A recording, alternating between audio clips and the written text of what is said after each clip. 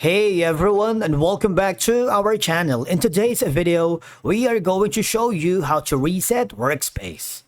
Let's begin. Now, the first thing that you need to do is to log in using your credentials. If this is your first time in Premiere Pro, I want you to click the sign up option. And from here, just follow with the on-screen instructions and you're good to go.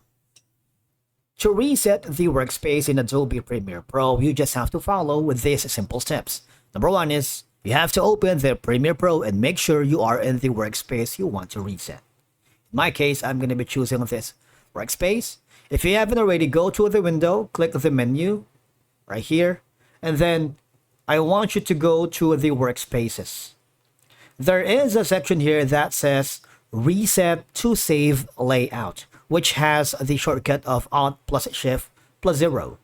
You don't have to worry because if you don't have any save layout yet, it will return back to the default section, which is this. Alright? So this is the default layout. And again, from here, if you want to scrub all of the elements here, maybe increase the timeline, you can do that again. If you want to save the layout that you wanted, for example, we're going to be creating a new layout, save as a new workspace. Let's rename it as this one.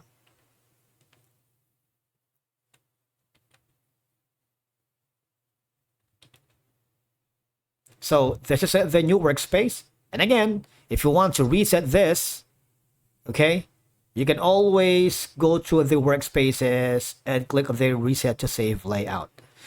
This is particularly helpful if you are working with team members, if you are a part of a collaborative environment where there are multiple people who handles a certain project.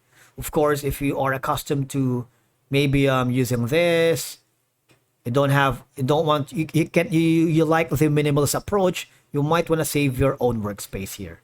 Because, for example, if you have customized a workspace to your preferences and liking, but it's no longer functioning the way you want it, resetting it to the default layout can help you to start fresh and of course troubleshoot any issues. Thank you so much for watching. We will see you again in the next one.